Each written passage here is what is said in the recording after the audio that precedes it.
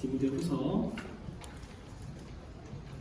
3장 14절에서 17절 말씀입니다. 디모데후서 3장 14절에서 17절 말씀.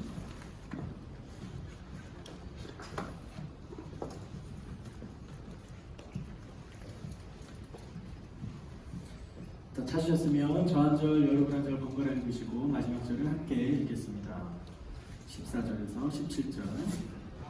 그러나 너는 배우고 확신한 것 안에 머물러라. 너는 그것을 누구에서 배웠는지 알고 있다.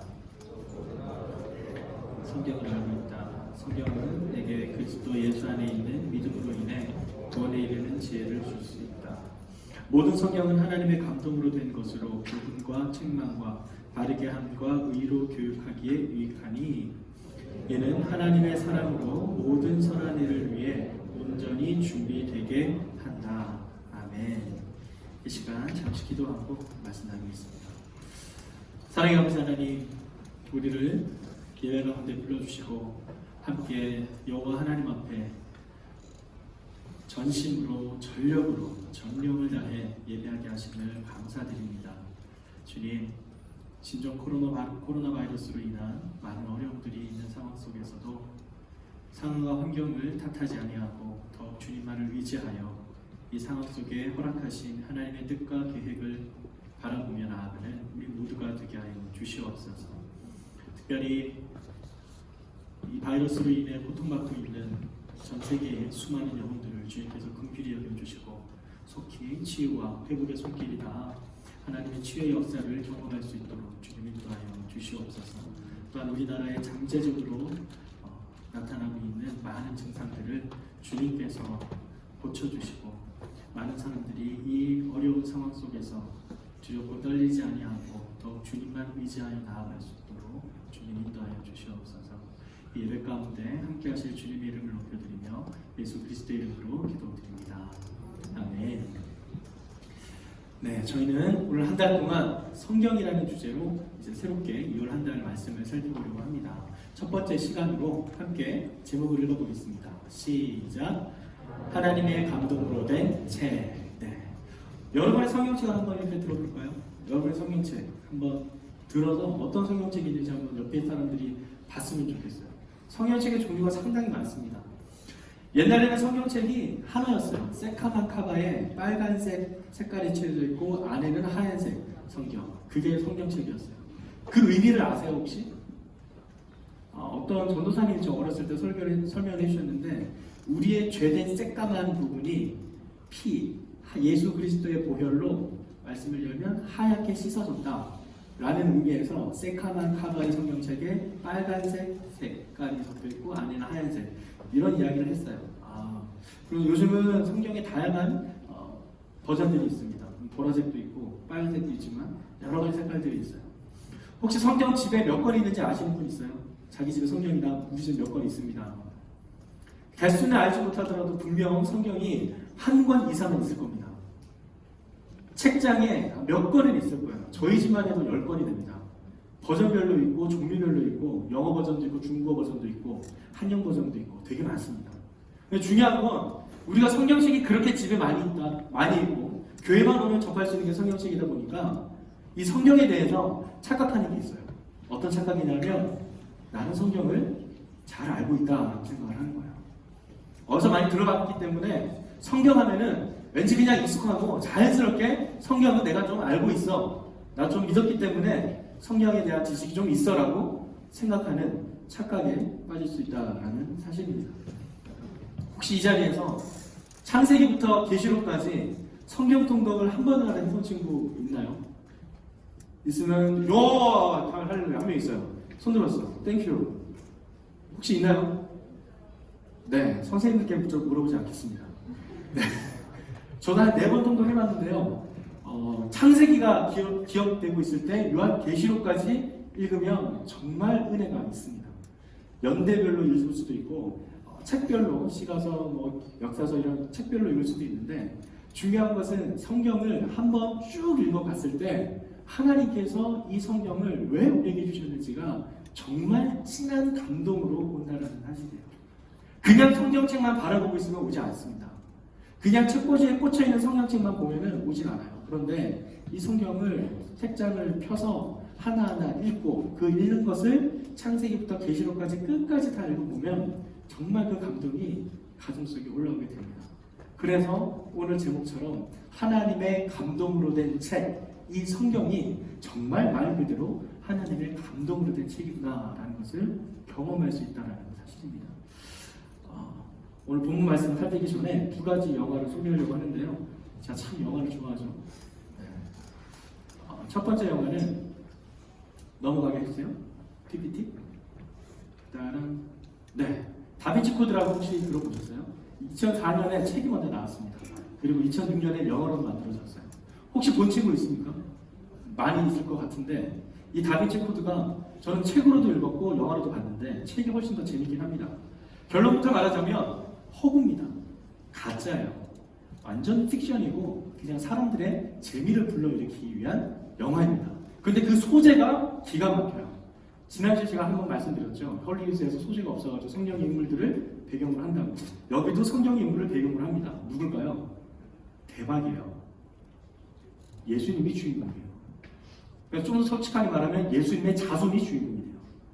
무슨 말인가? 이 소설에서는 예수님은 신이 아니라 만들어진 신이다.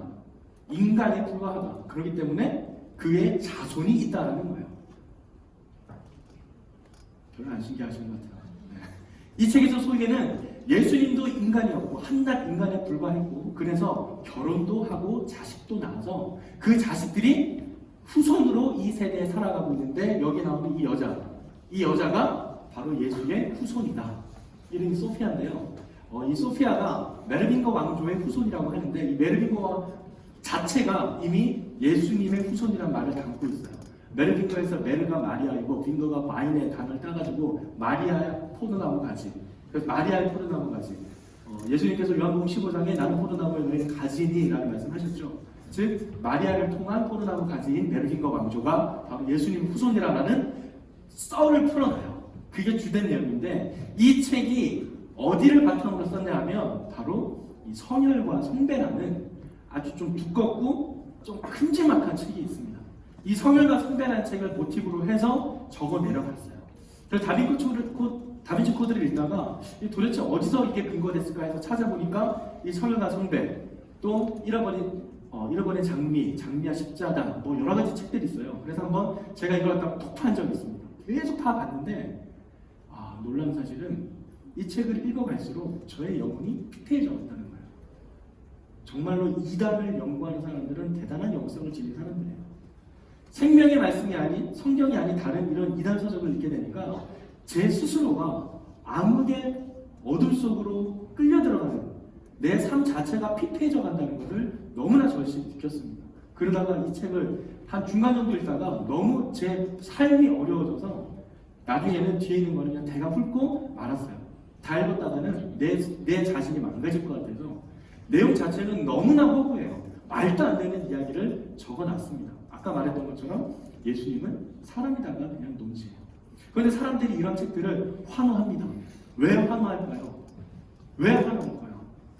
그들은 이미 기존에 있던 성경이라는 어떤 진리, 이 성경책이 옳다라는 그 진리에 저항하는 다른 생각들이 나타나자 거기에 대해서 환호를 하는 거예요. 이게 여러분이 너무 잘 아는 후기 모더니즘, 포스트 모더니즘이라고 할 수 있는데 옛날에 모더니즘 사회에서는 정형화된 어떤 정확한 틀이 있는 것이 하나의 아름다움이고 질서 정연함으로 추앙됐었어요. 그런데 그게 포스트 모더니즘이 지나고 포스트 모더니즘으로 가면서 그런 어떤 틀에서 빠져나오는 것, 그것을 훨씬 더 궁극적인 이상으로 추구하는 시대가 되어버렸습니다. 그러다 보니까 다양화가 나오게 되고 다원주의가 나오게 되고 너도 옳고 라는 말이 나오게 돼요. 그러다 보니 모더니즘에서 중요시했던 이성보다는 이 포스트 모던에서는 감성을 더 중요시합니다. 이성보다는 감성. 그러니까 사람 마음에 감동이 있다면은 그게 다 옳다라고 생각해버리는 거예요. 너는 거기서 감동을 얻니? 그럼 너의 그 생각이 옳아. 기준이 사라져버렸어요. 우리가 믿는 이 성경조차도 하나의 너희가 감동받는 그 책일 뿐이야 절대적인 진리라는 것이 사라져버린 시대가 돼버린 겁니다. 그러다 보니 이런 성인과 성대 같은 다빈치 코드와 같은 그런 영화가 사람들에게 인기를 끌게 되는 거예요.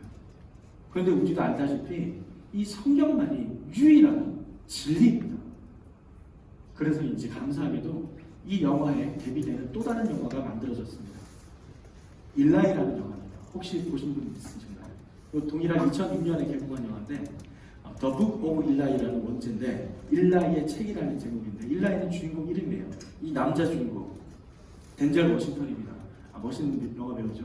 이 덴젤 워싱턴이 2043년이라는 먼 미래에 황폐해진 지구에서 한 권의 책을 가지고 순례자처럼 걸어가는 그 상황을 묘사한 영화예요. 보시는 것처럼 다 무너졌어요. 지구가 대재앙으로 말미암아서 지구가 무너지고 공기도 너무 악해지고 지금처럼 우리가 마스크 쓰고 다니는 것처럼 너무나 많은 재앙들이 임했어요. 그래서 물도 부족하고 식량도 없고 그러니까 사람들이 모이는 것 자체가 어려운 그 시대 속에서 이 일라이라는 사람이 자신이 가지고 있는 책 한 권을 들고 순례 여정을 갑니다. 그 책을 지키기 위해서. 그런데 그 책이 뭐냐 하면 바로 성경이에요. 근데 그 성경책을 갖고 가는 길에 어떤 한 여자아이를 만나게 되고 그 여자아이에게 그 성경에 대한 내용을 전해주기 시작합니다. 무릎에 올려진 성경책 보이세요?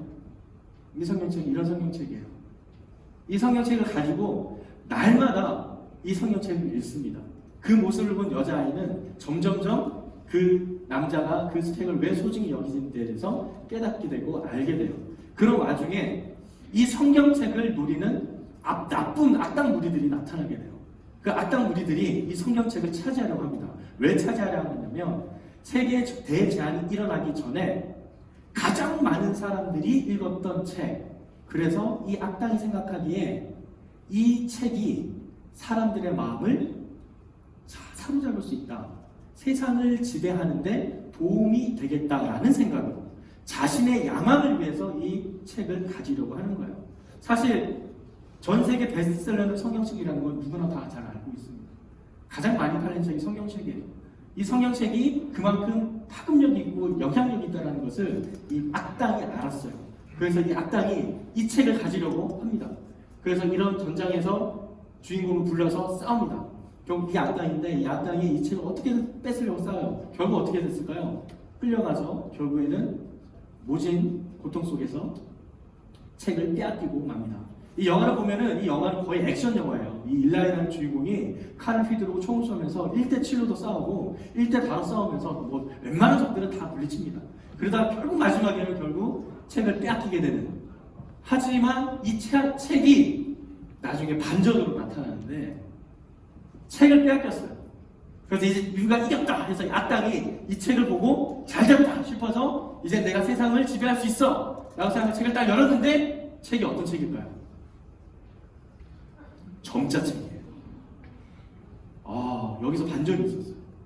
싸움을 하고 칼질을 하고 막 총을 쏴가지고 이 주인공 일라이가 당연히 선글라스를 멋스럽게 쓴 건 줄 알았는데 맹인이었어요. 앞이 전혀 안 보이는 사람이었어요.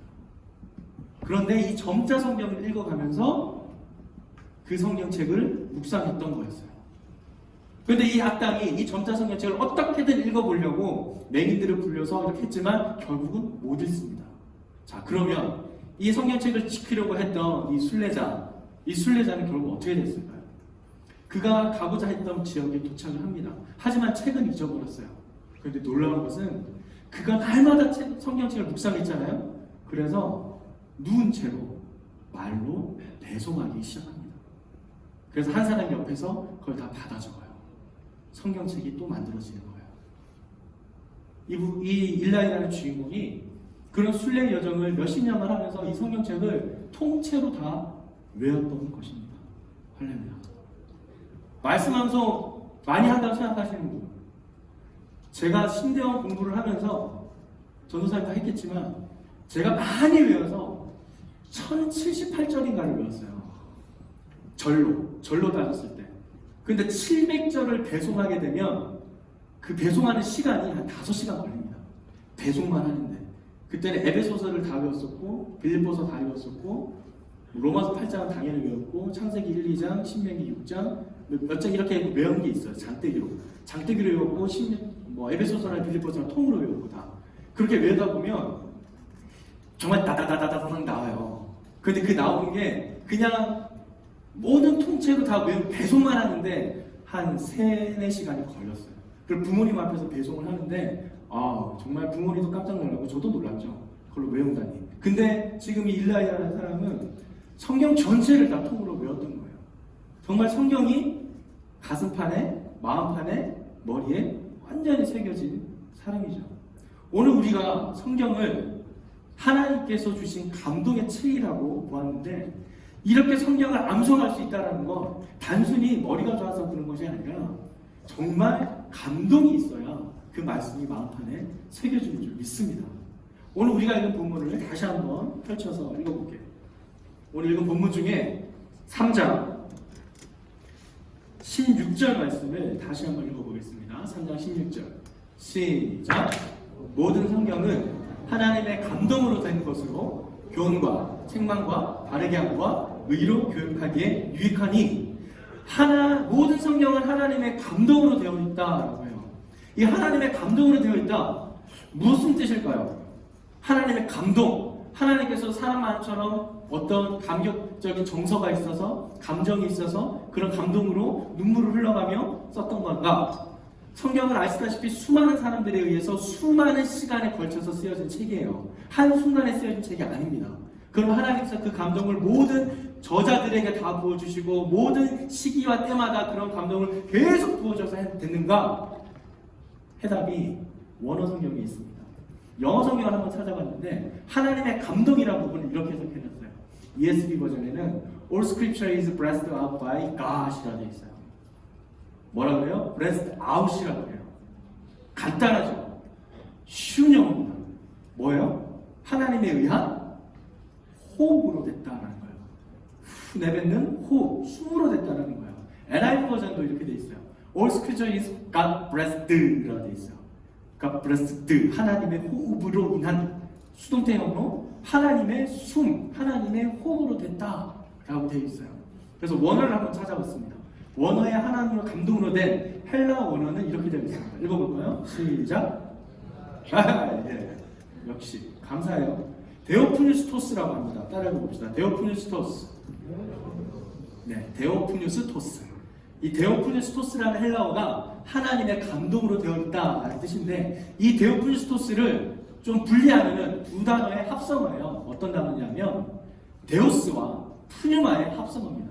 데오스는 하나님이란 뜻이고 푸뉴마는 영이란 뜻인데 이 영이 하나님의 숨, 호흡, 생명력, 뭔가 활기 있게 하는 어떤 영적인 활동들 그 모든 것을 푸뉴마라 할 수 있어요. 그런데 이 푸뉴마가 어디서 나오는가? 우리가 이미 제가 창세기 지난 몇 번 설교할 때마다 계속 반복했던 이야기 중에 나와요. 하나님의 호흡이 등장하는 곳이 있어요. 창세기 말씀이에요. 같이 읽어보겠습니다. 시작. 여호와 하나님께서 땅에서 취하신 흙으로 사람을 빚으시고 그 코에 생기를 불어넣으시자 사람이 생명체가 됐다. 하나님의 감동으로 됐다는 것은 하나님의 호흡으로 만들어졌다는 거예요. 하나님의 호흡, 이 말씀이 하나님의 숨이 담겨있는 하나님의 생명력이 담겨있는 책이라는 거예요. 그런데 그 생명력을 하나님께서 우리 각 사람을 창조하실 때도 동일하게 불어넣어 주셨어요. 이 생기라고 번역된 니스마트 하임이라는 히브리 원어가 아까 우리가 봤던 헬라어 푸뉴마와 동일한 단어입니다. 하나님의 생기, 하나님의 숨, 호흡, 기운 그것이 우리에게도 있다라는 거예요. 우리 각 사람도 그것으로 말미암아 하나님의 형상을 닮은 생명체로서 활동하고 있어요. 무슨 뜻인가요? 우리의 숨 속에 성경책에 담겨져 있는 하나님의 호흡과 동일한 호흡이 지금도 우리는 숨쉬고 있다는 사실입니다. 그런데 우리는 죄악으로 말미암아 이 호흡을 하나님의 호흡대로 살아가지 않고 세상의 호흡대로 살아갑니다. 세상에서 원하는 방식에 맞춰서 세상이 따라가는 흐름을 따라서 나의 호흡을 내 거로 만들어서 세상의 호흡 속으로 살아가요. 그렇게 되면 인간은 하나님을 떠나게 된 상태에 머물게 됩니다. 우리의 호흡을 하나님의 호흡인 말씀에 맞춰야 합니다. 우리의 호흡을 하나님의 호흡인 성경에 맞출 때 우리는 하나님의 감동으로 된 책이라는 것을 마음판에 새길 수 있습니다. 우리의 호흡을 하나님의 호흡과 맞추십시오. 그것이 뭔가요? 성경을 읽는 겁니다. 성경을 읽고 날마다 성경을 묵상하고 기도를 하나님께 나아가는 것, 그것이 우리에게 태초해 주신 하나님의 호흡을 하나님의 호흡대로 살아가는 방법이에요. 다시 한번 성경책을 보세요. 성경책 들고 성경책을 눈으로 읽을 뿐만 아니라 손으로 넘겨가면서 읽으세요. 이거 하나하나가 우리 인격적인 하나님의 경험을 이어가게 하는 아주 소중한 방법이 됩니다. 물론 전자시대가 발달돼서 핸드폰으로 이렇게 읽을 수 있어요. 하지만 이 성경책을 펴서 성경책을 핀 다음에 한 장씩 넘어갈 때 그 소리와 질감과 눈으로 읽혀지고 넘어가는 그 모든 순서가 하나님의 살아있는 호흡을 직접적으로 경험하게 하는 방법이에요. 그래서 우리가 날마다 큐티를 하는 겁니다. 우리가 큐티를 해야 되는 이유는 단 한 가지예요. 우리의 호흡을 하나님의 호흡과 맞추기 위해서. 한번 내 스스로에게 오른손 가슴을 얹고 이렇게 선포하면 좋겠습니다. 같이 한번 선포할게요. 나의 호흡을 하나님의 호흡과 맞춰 나가겠습니다. 날마다 큐티하겠습니다. 선포했으니 나가시면서 아직 세나 신청하지 않은 분들은 세나 신청하시기 바라고요. 속으로 선생님들께 신청서 다 있어요. 정기구독 신청하시고 1년 올 한 해 동안 이 말씀을 꼭 붙들고 날마다 큐티하면서 하나님의 호흡대로 살아가는 우리 모두가 되기를 주님의 이름으로 축원합니다. 이 하나님의 호흡대로 살아간다는 것, 이 하나님의 말씀, 이 말씀이 결국 무엇인가? 같이 말씀해 볼게요. 요한복음 1장 14절 말씀입니다. 시작! 그 말씀이 육신이 돼 우리 가운데 되셨기에 우리는 그분의 영광을 보았습니다. 그것은 은혜와 진리가 충만한 아버지의 독생자의 영광이었습니다. 결국 이 말씀이 누구라고요? 이 말씀이 뭐가 돼서 왔다고요? 육신이 돼서 오신 분이 바로 예수님. 그 예수님이 바로 하나님 말씀이라는 거예요. 결국 우리가 말씀을 읽고 우리의 호흡을 하나님의 호흡과 맞춘다는 것은 다시 말하면 날마다 예수님과 동행하는 삶이라는 사실입니다. 그래서 우리는 날마다 큐티를 하며 날마다 우리 호흡을 주님의 호흡과 맞추며 예수님과 동행할 수 있다라는 사실이에요. 예수님과 동행하는 삶 어려운 거 아닙니다. 말씀을 펴서 읽는 겁니다. 여러분이 가지고 있는 성경책을 펴서 하루하루 빠짐없이 날마다 성경책을 읽는 거예요. 성경책을 가까이 해야 됩니다. 이 말씀을 가까이 하세요. 말씀이 멀어지면 결국 하나님의 호흡과도 멀어지고 예수님과의 동행하는 삶과도 멀어져서 세상 속으로 빠질 수밖에 없습니다. 이번 주에 저는 정말 끔찍한 일을 당했습니다. 너무나도 끔찍한 일을 당했어요. 제가 지금 대전에서 아직 이사를 하지 않아서 혼자 교회 숙소동에서 지내고 있는데 밤에 그렇게 딱히 시간이 되게 많이 여유가 있으니까 지난 수요일 날 영화를 보고 왔어요. 찾아보니까 CGV에서는 매월 마지막 수요일을 할인해서 5,000원밖에 하지 않더라고요. 어우, 땡큐 하면서 바로 예약을 했죠. 영화를 보러 갔는데 남산의 부장들이라는 영화를 봤습니다. 좀 다큐 영화인데 그래도 좀 역사적인 영화라 아주 재밌게 봤어요. 재밌게 보고 잘 보고 나오는 순간 깨달았어요. 뭔가를 놔두고 왔다. 핸드폰을 놔두고 온 거예요. 왼쪽 팔걸이 정확하게 기억하고 있어요. 왼쪽 팔걸이 컵홀더에 핸드폰을 두고 왔어요. 근데 그 핸드폰은 아직 구입한 지 2달이 갓 넘은 아이폰 프로 맥스 11입니다. 정품 가죽 케이스까지 선물로 끼워져 있는 최고급 사양에 몇 달 되지 않은 앞으로 남은 할부 기간만 28개월이 남은 어마어마한 핸드폰입니다. 문득 깨닫자마자 바로 돌아가서 자리에 가서 찾았습니다. 깜짝 놀랐어요. 없어요. 대전에서도 핸드폰을 자주 컵홀드에 두고 나왔었는데, 그때는 영화 다 끝나고 사람 다 나가고 그 다음 상영 시간에 사람들이 들어올 때 들어가도 그 자리에 그들이 있었어요. 그 마음에 그 자리에 있겠지 싶어서 갔더니 없습니다.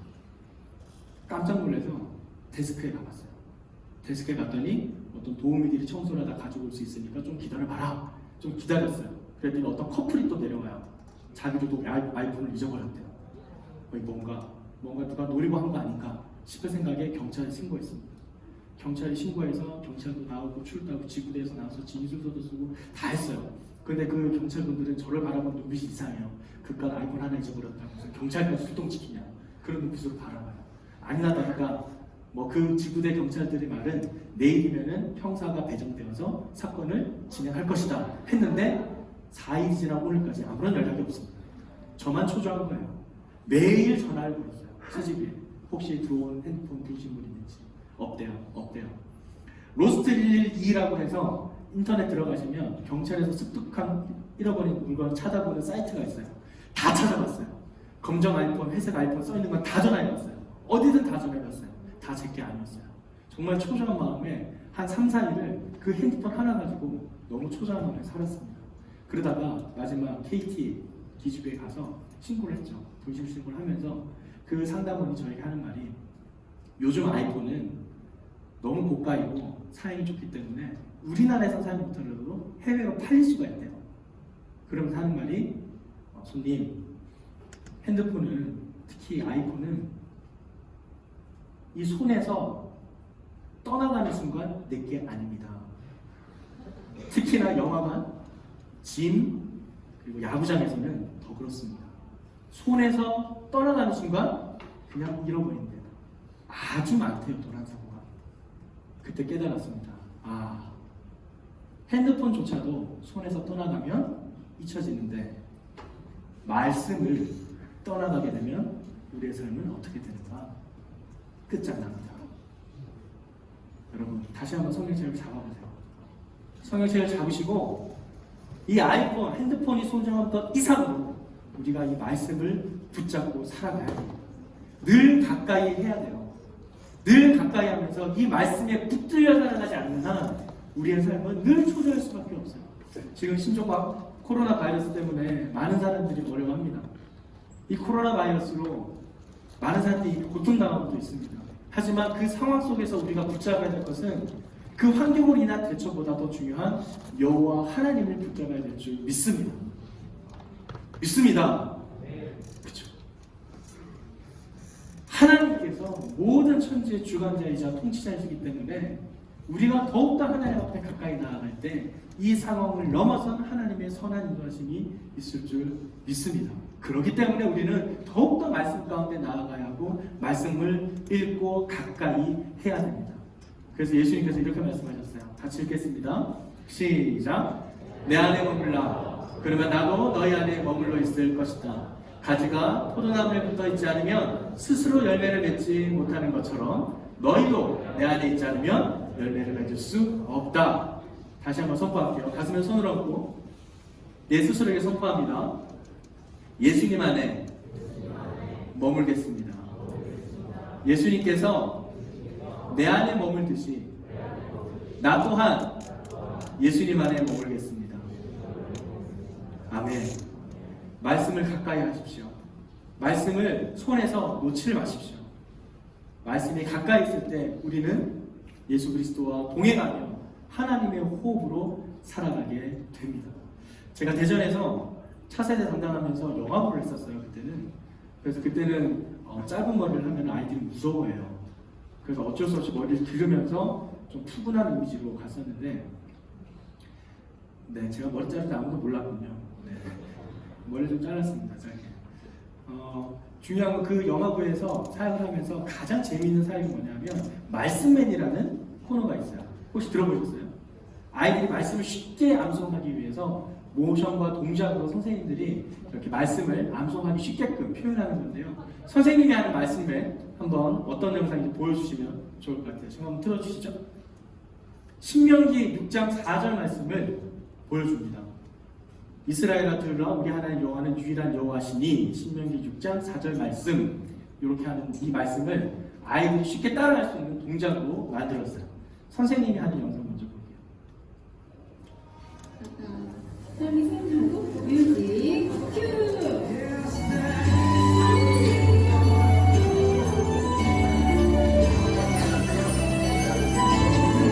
다른 분들 꺼주세요.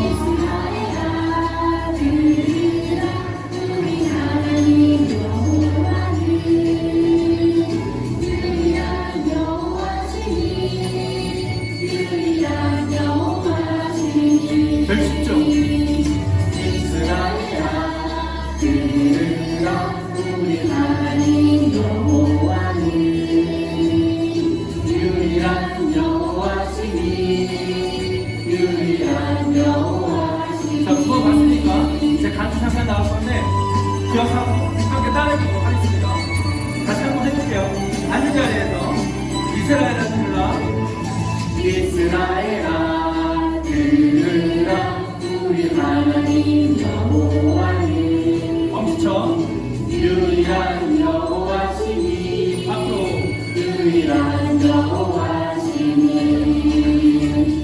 신명기 6장 4절 아멘. 이렇게 끝나요. 간단하죠? 이거 하면은 아이들이 한 달 동안 동일한 영상을 계속 봐요. 계속 보고 아이들이 이렇게 따라하는데 두 번째 영상은 보여주세요. 두 번째 영상은 제 딸입니다. 이스라엘아 들으라 우리 하나님 여호와는 우리가 여호와시니 우리가 여호와시니 증명된 6장 4절 말씀. 네. 제 둘째 딸이에요. 3살인데, 이걸 하는 거 보고 너무 큰 감동이 있는 거예요. 예쁘죠? 저는 안 닮아서 예쁜 것 같아요. 너무 예뻐요. 그냥 그 말씀을 이렇게 따라하는 것 자체가 얘가 무슨 말인지 알겠어요? 무슨 말인지 몰라도 그냥 하는 걸 계속 보다 보니까 한 달 동안 계속 보거든요. 4번 보는 건데 주중에도 계속 선생님 영상을 아이한테 틀어주면서 계속 반복하게 하면은 아이들은 무슨 말인지 모르지만 그걸 따라하게 됩니다. 여러분 놀라운 사실 뭔지 아세요? 아이들이 성경 말씀 읽어준다고 어떤 부모가 그래요. 목사님 아이들이 그 성경 말씀 이해하겠어요? 그랬더니 어떤 목사님 그렇게 말했어요. 그럼요 이해 못하죠. 하지만 이해 못하는데 동화책을 읽어주잖아요. 아이들 퇴교한다고 여러 책들을 막 읽어주잖아요. 똑같이 이해 못합니다. 하지만 아이들에게 성경을 읽어주잖아요. 아이들이 무슨 뜻인지 몰라요. 하지만 머리판에 새겨지고 가슴판에 새겨지면 그것으로 아이들은 언젠가 자신가 외운 그 말씀을 깨닫게 되는 날이 옵니다. 그렇기 때문에 이 암송하는 것은 되게 중요하고 말씀을 가까이 듣는 것은 정말 소중합니다. 우리 다시 한번 가슴에 손을 얹고 목사님 따라 선포하겠습니다. 나는 예수님 안에 머물겠습니다. 나의 호흡을 하나님의 호흡과 맞춰가며 날마다 말씀을 읽겠습니다. 아멘. 우리가 선포한 대로 한 주간 또한 올 한 해 하나님과 동행하며 살아가는 저와 여러분의 삶이 되기를 주님의 이름으로 축원합니다. 기도하겠습니다. 사랑의 아버지 하나님, 오늘 말씀을 통해 하나님의 감동으로 된 성경이 무슨 뜻이며 또 하나님의 말씀을 왜 가까이 해야 되는지 깨닫게 해주시기에 감사드립니다. 손에서 떠나가지 아니하고 멀리하지 아니하고 늘 가까이 말씀과 함께 날마다 하나님의 호흡대로 살아나가는 우리 모든 사람 되게 하여 주시옵소서. 나의 호흡이 세상의 호흡을 따라가는 것이 아니라 말씀 속에 하나님의 호흡을 따라가기를 소망합니다. 그렇게 우리의 모든 삶을 통해 하나님과 동행하는, 예수님과 동행하는 삶이 무엇인지 구체적으로 경험하는 우리 모든 고등부 될 수 있도록 주님 인도하여 주시옵소서. 그렇게 해서 주님께 우리의 삶을 올려드리며 예수 그리스도의 이름으로 기도드립니다.